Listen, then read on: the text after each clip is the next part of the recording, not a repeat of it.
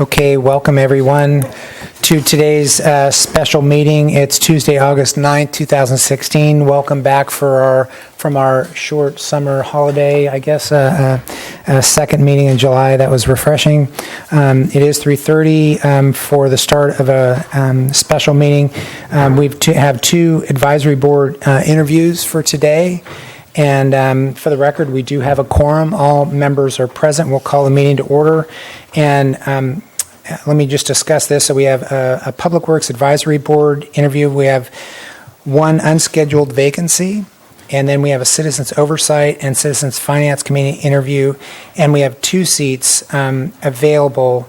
And as I look through this, so we had this posting at one time, and then we didn't get several applicants, and then we extended the application. I think our city clerk, Ms. Swanson, had contacted one of the applicants. They were fine with extending it, so we've extended it, and this is now we're coming to that. So we have two applicants in the audience, and in the past we've actually invited separate interviewees because we've had multiple advisory boards. I was just going to ask if the applicants were willing and council were willing, if we could just have both applicants come up. I know there's two separate boards, but we can go through that, I think, efficiently if you're all willing for that.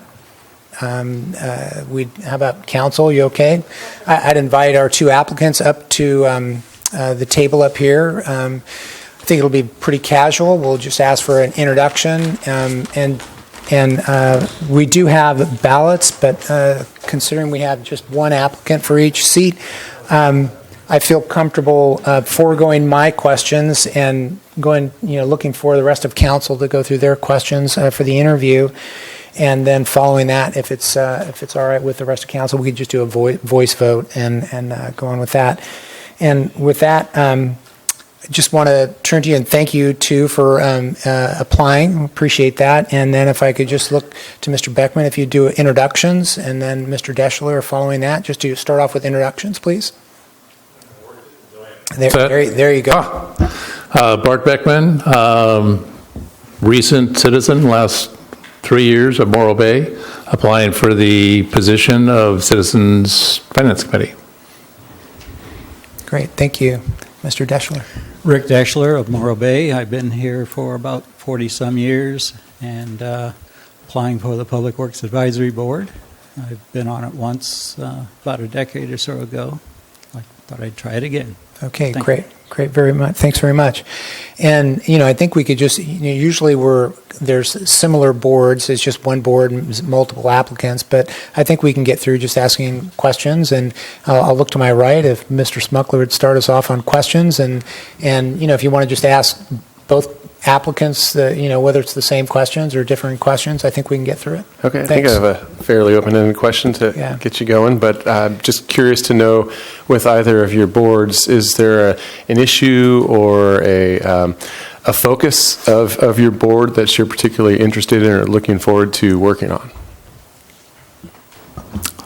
In my case, I guess the primary attraction is just sort of to better understand the $3 million gap and what is possible, if anything, to close that entire gap. It seems rather unsurmountable, I'm not sure at this point. So there's certainly a lot of challenges that come with that, but it'd be really nice if we could improve our streets. If you've driven over Ponderosa, it's not a real pleasant road to go on. So hopefully there are some opportunities to look to see if there is some money somewhere that can be had.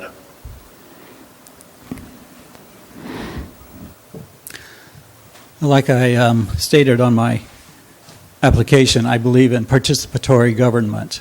And every few years I apply for a board. I have no particular interest on a particular issue with the Public Works Board. Like I had mentioned, I've been on that board before, so I'm familiar with it, and this is filling in a gap for an unscheduled vacancy, so I thought I'd give that a shot. Thank you. Thanks. Mr. Heading. Thank you, and welcome, gentlemen. Mr. Deschler, first, if you could tell me in your mind, what is your sense of the urgency of fixing, quote unquote, our street problem? And then for Mr. Beckman, you briefly alluded to financing mechanisms and may have seen something on the agenda tonight. Might you comment on any ideas you have for financing mechanisms for that, if you think it's an issue as well? Let's see, urgency. There's some streets that are definitely in very bad shape, and I believe that they need to be addressed. It's a constant need. You know, they wear out. So there's always an urgency for some parts of town. Outside of that, I mean, it's just regular routine. Every year, you're going to have some streets that are that have to be taken care of.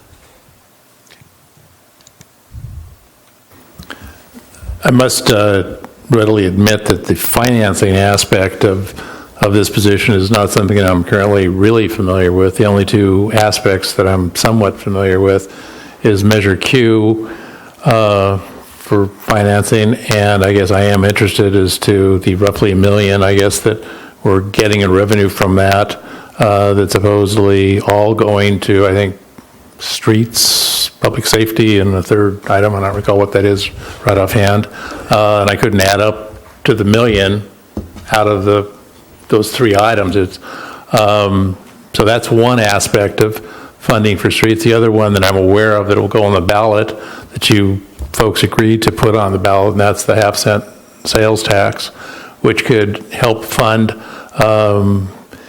Hopefully it's not going to be like school lottery money that basically once things catch up with it, it's really not an adder to those issues. It just becomes the only funding source. That's kind of what it seemed like I was looking at relative to those two financing aspects. But I must plead at this point ignorance beyond that relative to what other possibilities like grants or whatever might be possible. I'm not familiar with those at this point. Thank you. Matt? Yeah, sure. Mr. Beckman, we'll start with you, and then Rick, I'll give you your question also. So, okay, well, you know, sure. Knowing that this is going to be a group of people working towards an advisory capacity to staff, what would you be bringing to the table to help along with that? And then to Mr. Deschler, and I'm going to go with the proper minister there. What has changed since you're looking back over your resume with the city for a number of decades? Has anything changed with PWEB, and what do you think new you could bring to the table to help this process along? Well, I mentioned what I'm not as strong in, and that's the financial or financing aspects of governmental issues. What I do have a lot of experience on, though, are project controls, cost, schedule, management, putting budgets together.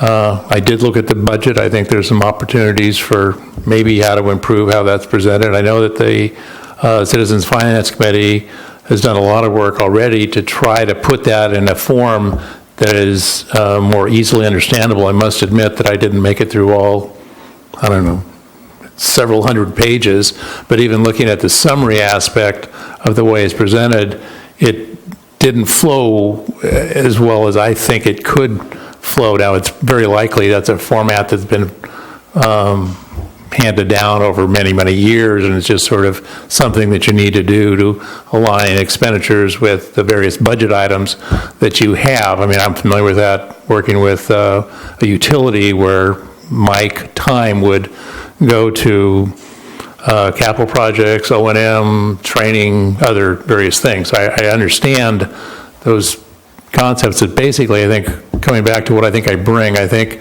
I have a very strong background in cost controls and systems and how to look at how budgets are put together. Oh, let's see what's changed. Not a whole lot on the process. So what do I bring to the board? I ask questions. I'm really good at asking questions, and that's what you really need the advisory board members to do. So they need to not just be a rubber stamp or satisfied with what's presented. So whatever the presenter brings, I'll ask them hard questions. Whatever staff brings, I'll ask them hard questions. And same thing with members of the audience if they bring up comments. So I think that's the real role, or the best role of the advisory board is to dig below the surface and find out, be a devil's advocate for the public as to what, is this going to be good for the city? Is this needed? And then make my decisions based on that. Great, thank you. I was going to ask you the devil's advocate question from your application, Mr. Deschler, so I'll have to come up with something, but I can transition quickly.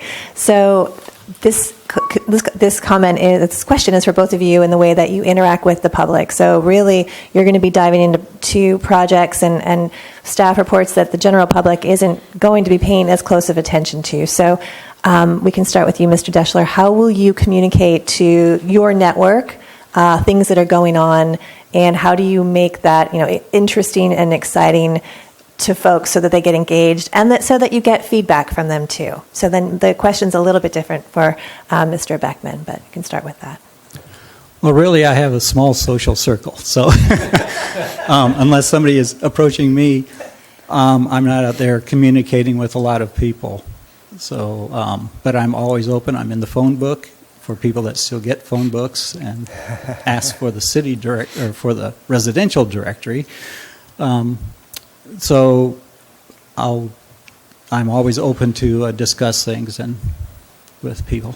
Okay. I would tell you what has changed a little bit is YouTube. So now that people can watch our meetings all of the time, you may become more popular in the grocery store. So be prepared. So Mr. Beckman, in the materials that you submitted, you've done a lot of engineering work in your past life. So that's a complicated area that not everyone has experience in. Same with finance. So combining those two roles, tell us an example in the past where you've taken complicated issues and made them easy to understand for the person that doesn't have an engineering or a financial background. And how you might do that with your network or with your neighbors or people that ask questions about like the city's finances. I am an engineer by degree. I practiced engineering per se for like a year. But I think the question still applies to my kind of geeky background where I'm a numbers person. Probably the best example I can give is with my wife. I do Sudokus and she does crossword puzzles. So explaining various aspects of financing or budgets, I do have to break them down. And, even the budget that we have here, she turns to me and said, "What are you guys talking about? I don't even understand how you can stand to listen to this." So to communicate with her relative to financial matters, or let's say budgets and numbers, because they're, say finance, you're getting into a whole other realm that does get very, very complicated. But I think I am able to break things down into what is meaningful, and you can relate to, like the budget gap. I do think that the way it was presented on the fundamental aspects of that was done very well. I was somewhat critical of the way the overall budget was put together, but I think the big aspect, so I think doing things like that, I think is very good. What's the big picture? If we're short $3 million, where are we short $3 million? So that aspect of it, I think, now I didn't do that, but that is an example of what I think I've done and how I communicate with my wife. Okay, great. I can understand as a crossword puzzle, she might just not be very interested in the budget, so I can't blame her. One last question. There are two terms here that are available, so are you would you prefer the term that goes until 2019 or the term that goes until 2020, or you let us decide? I'll let you decide. Okay. Doesn't great. matter. Thank you. Okay, Thanks. great. Well, we do have a few more minutes, so I'll just entertain a couple questions. Thanks again for applying. The couple things that have changed a little bit is that we've set up mostly with all the advisory boards goals and objectives annually. And part of that process, when we go through goals and objectives, we seek out that advice from our advisory boards as well. So as we go into the goals, so as you go into your advisory boards, there's a set of goals. Mr. Beckman, in particular, you're saying the finance document, how can we improve that, which is one of the things I think that council has talked about as far as being able to have a document that's easy for the community to decipher. So with that, how would you participate with helping council with goals as an advisory board member coming up the next year? So Mr. Beckman, if you could help start us off with that. I'm not familiar with what the current goals are. I'm somewhat familiar because I sat in on the last Citizens Finance Committee, which unfortunately didn't have a quorum, but I probably got more information out of it because it was very informal as far as the way they talked about it and how they're approaching. Clearly, they've got a goal to come up with a format, and they're quite far along relative to that. There are some technical issues around that. There was one term that was used about 4 different places that was all, but they had different meanings, the same words, if you will, but it had, depending on which sheet, it had a different meaning, and that's somewhat of the anal aspect of, the bad news of who I am that I look into. Relative to other goals, I think clearly getting some way to, say either we can close this budget gap or we have to do Plan B. You can only go on for so long with a gap like that. And as the data shows, again, I'll go to roads, but it could apply to the police and fire and the other places where the gaps are. But at some point, you can't, if you're going to have a short, let's use police, might be easier, or fire. You can't keep working these guys overtime. I just recently sat in an interview with, I think, the acting police chief. It sounded like they're putting in a lot of overtime. So something's got to give relative to that. So relative to having goals, I think we've got to work with you and the staff to come up with a plan as to how that's going to come together, or something else is going to go off the table. Great, thanks. Mr. Deschler? Well, I know that you have your goals established so far for PWAB this year, and reviewed those that how you laid them out. And when it comes around to the next time for establishing goals, I'll see what's been accomplished, and I'm familiar with a lot of the different aspects of the city, having been on various committees and just being a person who walks up and down bicycles the streets. So at that time, then I'll put my effort into seeing what needs to be done. Okay, great. Thanks very much. With that, how's everybody feel about just doing a voice vote? And that'd be great. Can we ask a few questions? Let's take 5 minutes and we'll go through that, and then we'll go ahead and convene. They're not major. I'm just curious. I'm not that familiar with this and what the ground rules are. Sure. With someone in my position, I assume I don't have to fill out, there's something called a Form 700 or something that you guys have to. Yeah. Assuming I don't have to fill out. You would have to fill out a Form 700. Oh, okay. Okay, yeah. Don't know. Okay. I was assuming the answer was going to be no.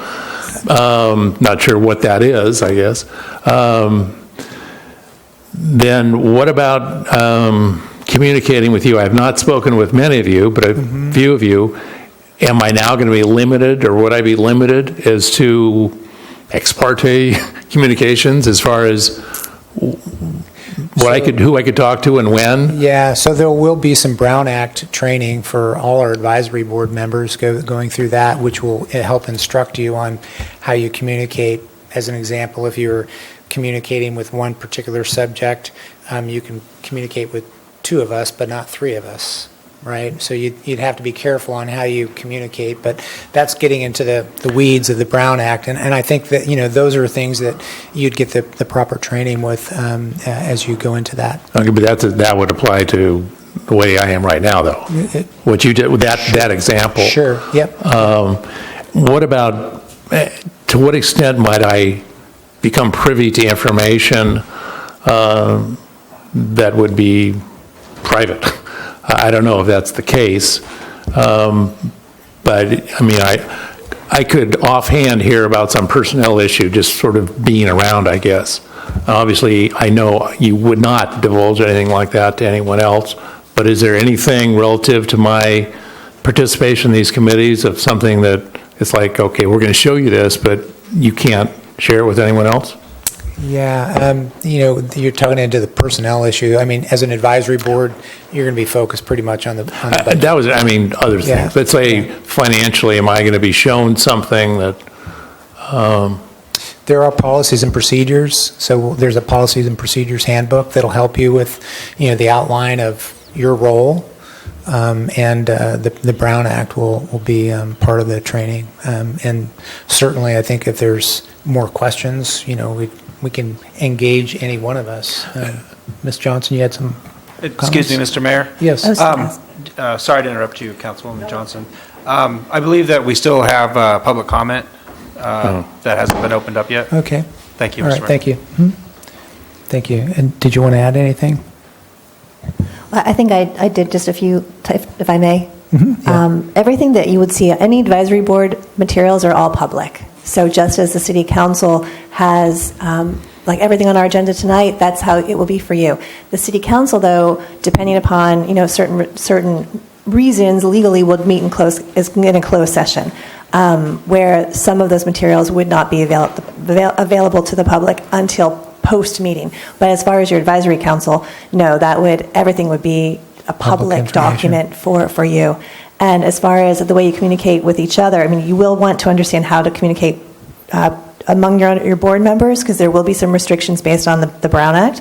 But as far as to the council, you can still individually tell us your opinion, 5 times, basically. It's just you'll have to be careful how you share information, and we need to be careful of how we share it based on, the limits of the Brown Act. But it really won't change the way you've been communicating with us. And I've communicated with you a lot, so I just wanted to start that communication will be the same. It's just a matter of what you share with your board members and then how you share that with others, which on the board, which you'll understand about that, and it's not too difficult. But it is different from the private sector how you communicate with your team. So, but those are great questions, actually. Yep. And we need to go to public comment, but Mr. Oh, yes. Just briefly, I did want to follow up on another item that you will have a city email, which is fairly new and helpful, because those email communications are also public information, and it helps keep a little bit of a break between your personal email account and the city duties. The other thing that's a really important component of the advisory boards is communication connection to the council itself in a public way. And you may find times as an advisory board where you feel an issue is important enough to actually compile a statement or in a memo form or via presentation during public comment or something like that to communicate directly to the council on a certain issue. For example, Ms. Bagnola sent us a very well-informed email from the Citizens Finance Committee earlier regarding the streets financing discussion we're going to have later on. And that's a very effective way to help make sure that the entire council and the communities kept aware of your deliberations. Many of us watch those meetings, but there are fine elements to that you may want to highlight to us, and that's very important. Okay, great. With that, I'll open it up for public comment for anybody who'd like to speak to this.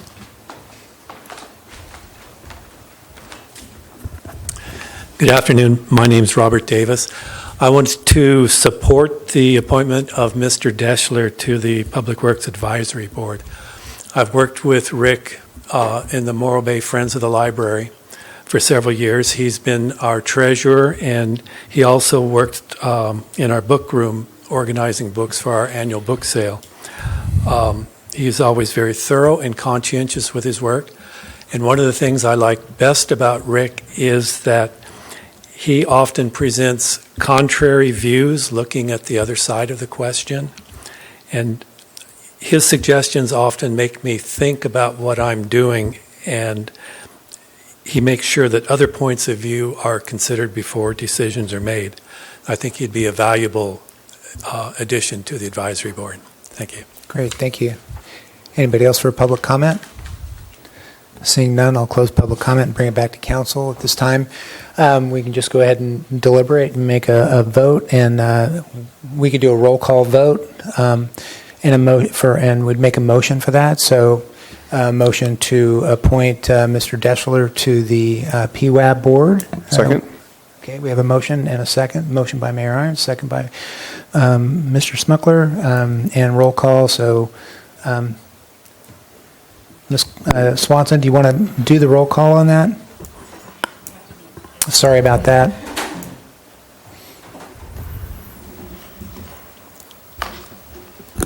Yes. Mayor Irons? Yes. Councilmember Smuckler? Yes. Councilmember Heading? Aye. Councilmember Johnson? Yes. And Councilmember Makowetsky? Yes. The Okay. motion passes 5-0. Thank you. I'll move we appoint Mr. Beckman to the 6-year term ending 2022 to the Second. Citizens Finance Committee. Second? We have a motion by Mr. Smuckler, a second by Ms. Johnson, and to the six-year term. And we have a motion and roll call, Johnson, please. second. Yes. Councilmember Smuckler? Yes. Councilmember Johnson? Yes. Councilmember Heading? Aye. Councilmember Makowetsky? Yes. And Mayor Irons? Yes. The motion passes 5-0. Thank you. Okay, with that. Welcome. I think that concludes this part of the meeting, and thank you very much. Appreciate that. And with that, we will conclude the meeting, and we'll call this portion of the special meeting adjourned, and then we'll re-adjourn to our next meeting. Thank you.